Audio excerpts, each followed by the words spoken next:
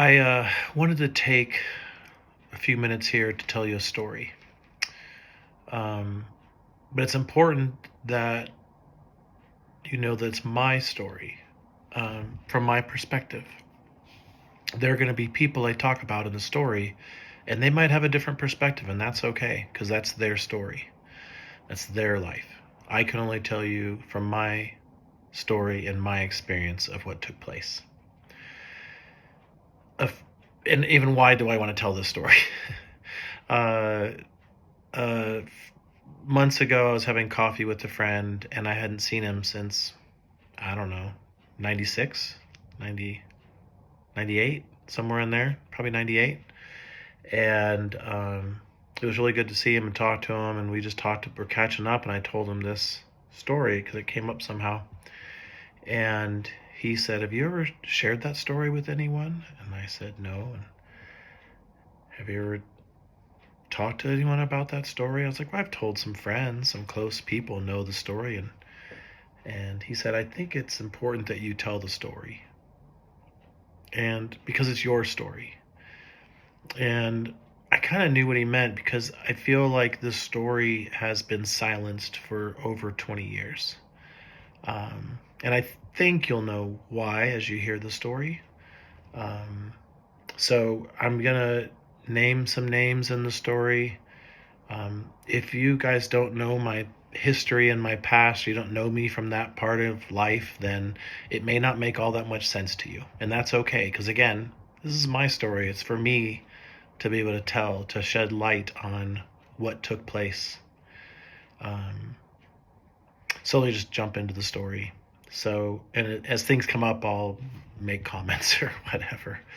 Uh, so in 2003, I left campus ministry. So from 1991 until the spring of 2003, I worked with college students at several campuses, Oklahoma, California, and in Nebraska. I worked with a group called the Baptist Student Union in some states, Christian Challenge in other states. They were all kind of connected in the same network, even though they had different names. And it was work I really enjoyed. I mean, in the end, I wasn't one of those street preachers at campus yelling at people. I just helped students along their spiritual journey. That's the way I look at it. And I still have some really great friendships from those experiences and those times. Very treasured friendships. Um, so in the fall of 2003, I had left ministry in May. It was my own choice. Some things were taking place at that time in that ministry with a particular person that just made it very difficult. And that's probably another story for a whole nother video. But I decided I just can't do this anymore because of some of the things that were occurring. So I left. I started a video production company, and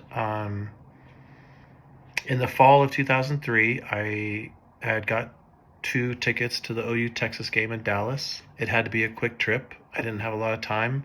I called a friend in Norman, Oklahoma, named Jay, and see if Jay wanted to hop in the car and go with me on a fast trip. So I picked up Jay in Norman.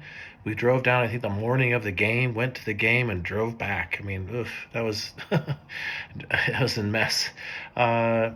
So after the game, we were in the car, and Jay asked, "Can I ask you a question?" And I said, "Sure, you can ask me whatever you want." He said, "Chris, a mutual friend of ours, and this person was currently on staff at the ministry at OU, said that I was fired from my job because I had been drinking." And I thought, what? What do you? It was so out of left field. I'm like, well, drinking, that doesn't make any sense. And secondly, or maybe even first of all, fired. I was not fired. There is no documentation that said I was fired. No written anything like that, because I wasn't. Matter of fact, at the end of the year, they had like a going away party or something like that for me and a few other people that were moving on from the ministry.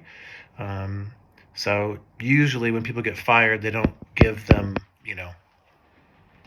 those kind of things. You leave in shame, if you get fired for something like that. Particularly drinking is a big deal for Baptists, so I can see why that would be a big deal.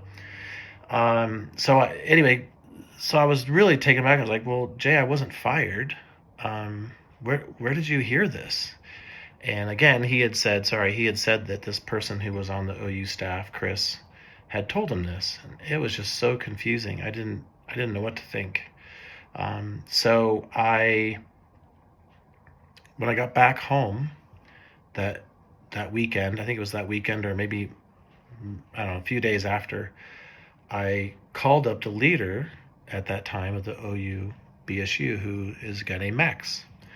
Now, to understand who Max is, it's really hard to explain, but if anyone's watching this and was a part of any of the OU BSU or any of those things, you know who he is. He's kind of a pillar of a man,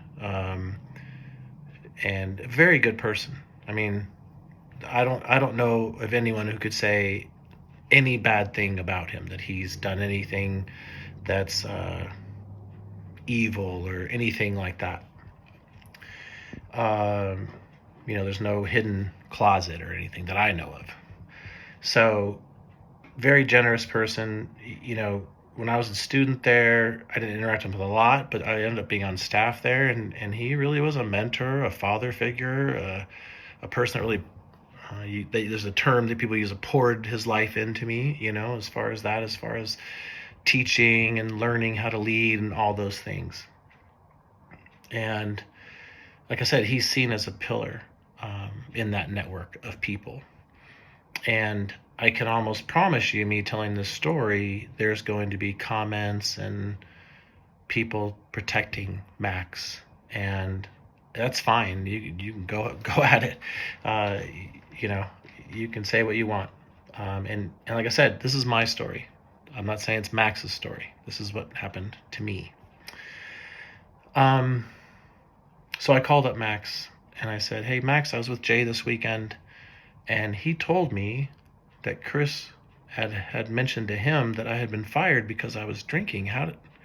Where did you hear that?" And he said, "Well, that's what Brett, who was my boss at Christian Challenge in Nebraska, had told me."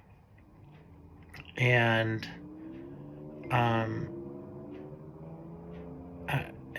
I just thought, he told you I was fired? Max, I was not fired.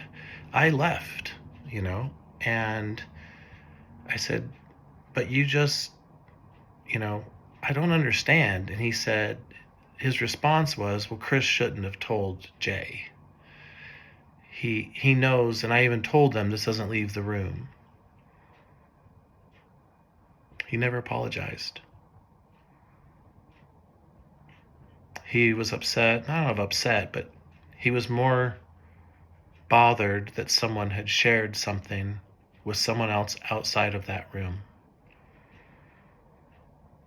And I asked Max, "Max, if you thought that's what happened, I had led ministries before. I well suited for it. I think there wasn't anything going on that would have said otherwise. I could have continued doing that life for a long time." And also Max had really, like I said, he had really become an important person to me. There's a verse that says we're delighted to share not only the gospel of God with you, but our lives as well. And that was true of Max.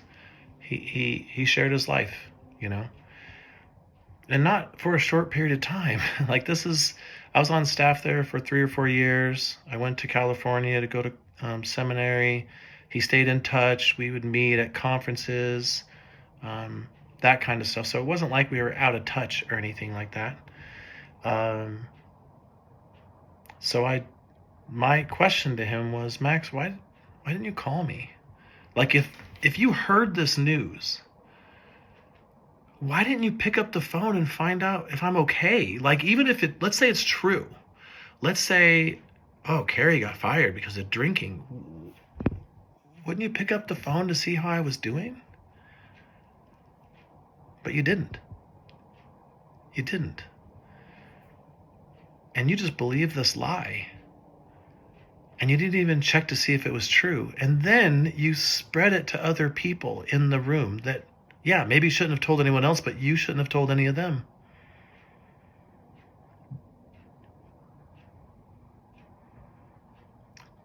It was just heartbreaking. Because someone had lied about me, about my character. They had lied about what had occurred as far as me leaving ministry. And if Jay hadn't asked that question, I'd go on my whole life and never know that that was what the story was about me and why I left. And like I said, I'll make a video about the other stuff. But it was not easy to hear Max say that and not say what he should have said. He never asked for forgiveness. Like I said, he never apologized. He never said he was sorry, he should have called. He just said, yeah, Chris shouldn't have told Jay. So I just said, shame on you, Max. Shame on you. And I hung up the phone and I sat down in a chair that was there in my kitchen and just started crying because I had been betrayed by my boss for lying and spreading rumors, completely false rumors, and for no one caring enough to pick up a phone and call. I don't know, it just really hit me hard because, when there's someone like that in your life, and the people who are on here that have that value of Max in their life, if they put themselves in my situation, they might think otherwise, but they're going to come quickly to his defense. It was so sad. And I also kind of felt like, well, let me tell the rest of the story real quick. So I'm sitting there crying, and my 3.5-year-old son, Sam, walks over to me. He just taps me on the leg and says, "It's okay, Daddy. It's okay. It'll be all right." I just picked him up and held him. He had no idea what he had said. Max had the opportunity to be the hands, the feet, the ears, the eyes, the mouth of Jesus in my life. He had the opportunity to make it right. He had the opportunity to bring healing. He had a lot of opportunity. But it turns out a 3.5-year-old kid, a beautiful son, Sam, that moment was the hands and feet and eyes and ears and mouth of Jesus.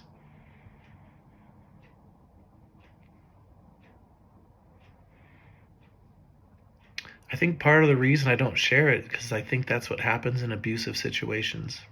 I'm not saying they set out to abuse me or do anything like that, but that's how religious abuse works. That's how power in those circles works. See, my boss couldn't justify what he had done to me. And again, I'll have to share that in a different video. He couldn't justify it in his own mind, I guess. I don't know. And so for some reason he had to make it worse than it was. Like, I don't really understand why he couldn't just say, I left the ministry to go do something else. It doesn't make any sense. I really don't make sense. I can't make sense of it. And maybe he could tell me a different story if he feels the need to. He can have my phone number and he can call me. He can reach out. Several people he knows, I know. But they didn't. They've had 20 years to reach out. That's using power against people. Again, I don't know that it was that intentional. Not that they set out to use their power to do this, but that's what it is. And I don't know what happened to Chris. He probably got in trouble. He left there not long after that. So I don't know. I mean, we're friends on Facebook, so Seems to be doing well, you know. But all the things you think you know, you don't necessarily know.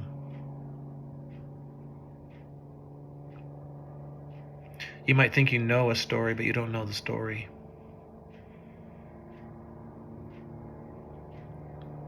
So I think the reason this is important for me now is that I've been silenced.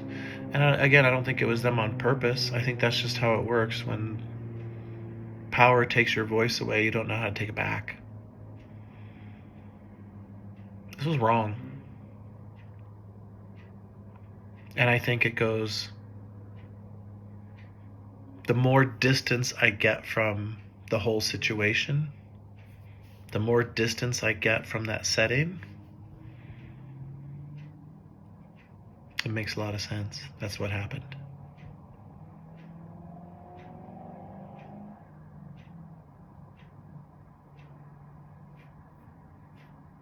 I don't know. God gives grace to the humble,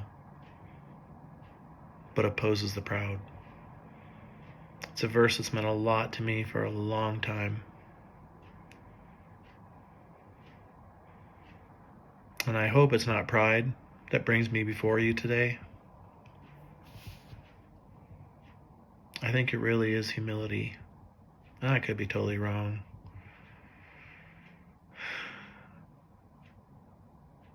And long ago, and I shall make this clear, I forgave those guys. Brett, Max, everyone involved. It had no value for me to hang that over them. So what you're seeing isn't anger, it's sadness. It's sadness for what could have been. And I think a lot of people feel that way. So anyway, that's my story. I think there's more to tell about different situations. So I'll leave it at that and see if that communicates. And you can feel free to reach out or not reach out. It's okay. I'm all right. So thanks for listening. Thanks for taking the time.